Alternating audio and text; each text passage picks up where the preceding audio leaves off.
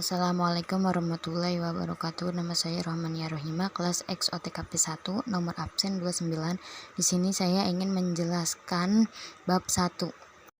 Bab 1. Nilai-nilai Pancasila dalam praktik penyelenggaraan pemerintah negara. A. Sistem pembagian kekuasaan negara Republik Indonesia. Penerapan pembagian kekuasaan di Indonesia terdiri dari dua bagian, yaitu pembagian kekuasaan secara horizontal dan pembagian secara vertikal. Pembagian tersebut tertuang dalam Undang-Undang Dasar atau UUD 1945. Kekuasaan horizontal. Pembagian kekuasaan horizontal merupakan pembagian kekuasaan menurut fungsi lembaga-lembaga tertentu, yakni legislatif, eksekutif, dan yudikatif. Dalam UUD 1945, kekuasaan secara horizontal, pembagian kekuasaan negara dilakukan pada singkatan pemerintah pusat dan pemerintah daerah. Pada pembagian kekuasaan di pemerintah pusat berlangsung antara lembaga-lembaga negara yang sederajat. Namun adanya perubahan UUD 1945 terjadi pergeseran pembagian kekuasaan di pemerintah pusat.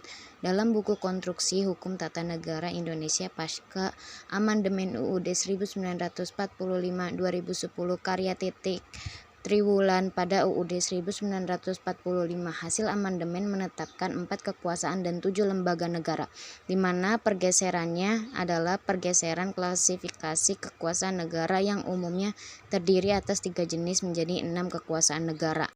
Kekuasaan konstitusi. Kekuasaan konstitusi merupakan kekuasaan untuk mengubah dan menetapkan UUD. Kekuasaan ini dipegang oleh Majelis Permusyawaratan Rakyat atau MPR. Pada pasal 3 ayat 1 UUD 45 menyatakan Majelis Permusyawaratan Rakyat berwenang mengubah dan menetapkan Undang-Undang Dasar. Dikutip situs Majelis Permusyawaratan Rakyat atau MPR, hampir semua negara di dunia memiliki konstitusi tertulis atau UUD yang mengatur pembentukan, pembagian wewenang, dan cara bekerja berbagai lembaga kenegaraan. Konstitusi suatu negara pada hakikatnya merupakan hukum dasar tertinggi yang memuat hal-hal mengenai penyelenggaraan negara. Karena suatu konstitusi harus memiliki sifat yang lebih stabil dari produk hukum lainnya, adanya konstitusi dapat membawa perubahan bagi sistem penyelenggaraan negara. Bisa juga negara demokrasi berubah menjadi otoriter karena terjadi perubahan konstitusi. Kekuasaan eksekutif. Kekuasaan eksekutif merupakan kekuasaan untuk melaksanakan atau menjalankan undang-undang. Tidak hanya itu, tapi juga penyelenggaraan negara.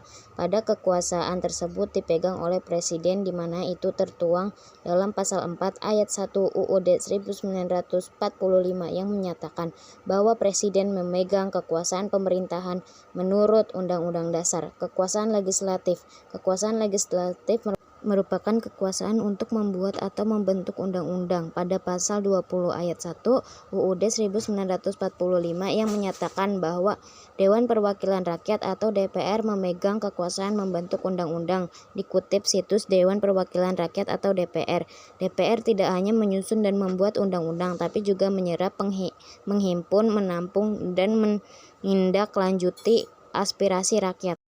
Kekuasaan yudikatif merupakan kekuasaan untuk mempertahankan undang-undang. Pada kekuasaan tersebut juga untuk mengadili setiap pelanggaran terhadap undang-undang. Pada kekuasaan tersebut sering juga menyelesaikan kasus-kasus administrasi. Pada kekuasaan tersebut dipegang oleh Mahkamah Agung atau MA dan Mahkamah Konstitusi atau MK.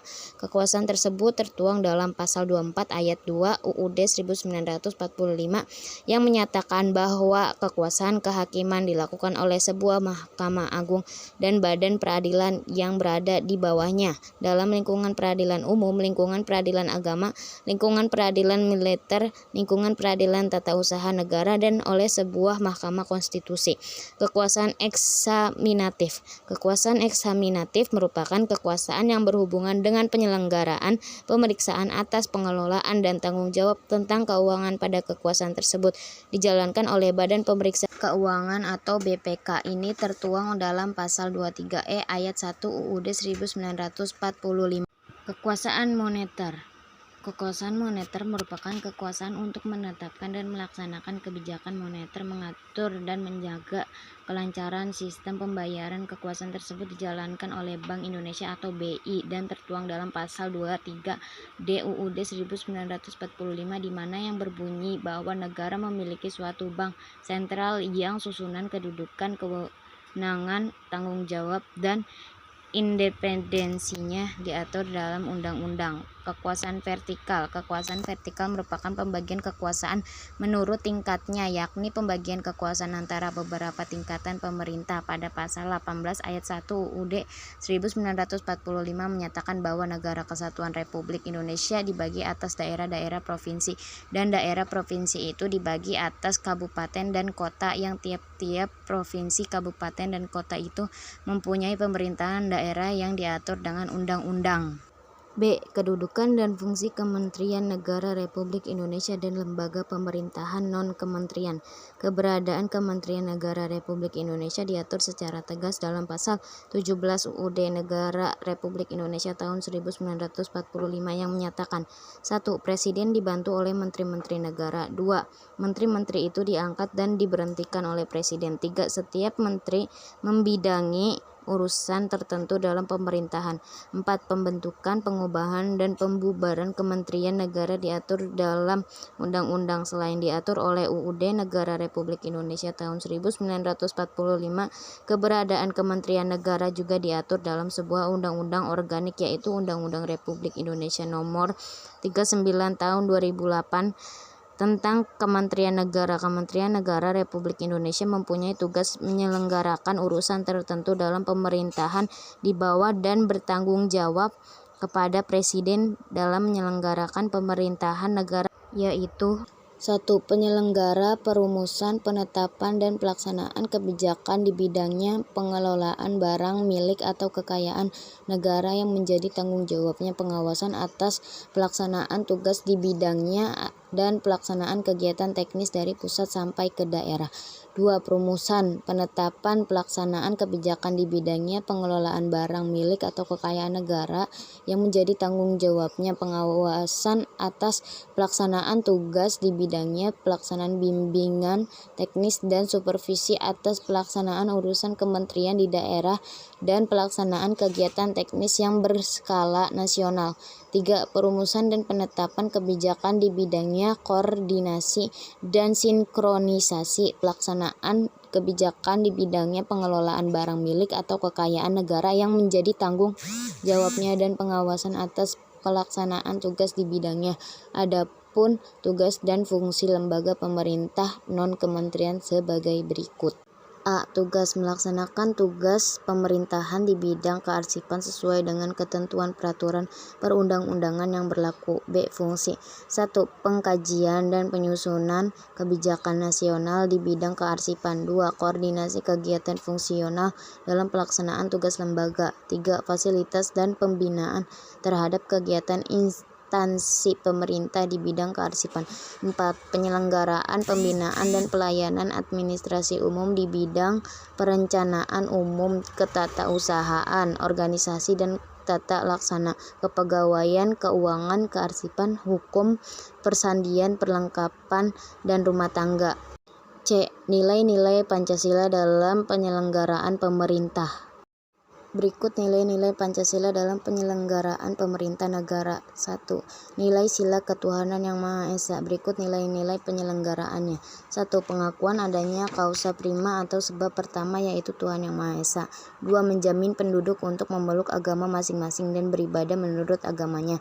3. Tidak memaksa warga negara untuk beragama, tetapi diwajibkan memeluk agama sesuai hukum yang berlaku. 3. Ateisme dilarang hidup dan berkembang di Indonesia. 5. Menjamin berkembang dan tumbuh suburnya kehidupan beragama, toleransi antar umat dan dalam beragama. 6. Negara memfasilitasi bagi tumbuh kembangnya agama dan iman warga dan menjadi mediator ketika terjadi konflik antar agama. 2. Nilai sila kemanusiaan yang adil dan beradab. Berikut nilai-nilai penyelenggaraannya. 1. Menempatkan manusia sesuai dengan hakikatnya sebagai makhluk Tuhan karena manusia mempunyai sifat universal. 2. Menjunjung tinggi kemerdekaan sebagai hak segala bangsa. Hal ini juga bersifat universal. 3. Mewujudkan keadilan dan peradaban yang tidak lemah. Hal ini berarti yang dituju masyarakat Indonesia adalah keadilan dan peradaban yang tidak pasif, perlu pelurusan dan menegakkan hukum yang kuat jika terjadi penyimpangan karena keadilan harus direalisasikan dalam kehidupan sehari-hari. 3. Nilai Sila Persatuan Indonesia. Nilai-nilai penyelenggaraannya sebagai berikut. 1. Nasionalisme. 2. Cinta bangsa dan tanah air. 3. Menggalang persatuan dan kesatuan bangsa.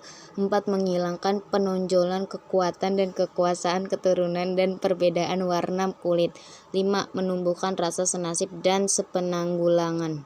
4. Nilai sila kerakyatan yang dipimpin oleh hikmat kebijaksanaan dalam permusyawaratan dan perwakilan. Nilai-nilai penyelenggaraannya sebagai berikut. 1. Hakikat sila ini adalah demokrasi dalam arti umum, yaitu pemerintahan dari rakyat oleh rakyat dan untuk rakyat. 2. Permusyawaratan artinya mengusahakan putusan bersama secara bulat, baru sesudah itu diadakan tindakan bersama. Di sini terjadi simpul yang penting, yaitu mengusahakan putusan bersama secara bulat. 3. Dalam melakukan putusan diperlukan kejujuran bersama.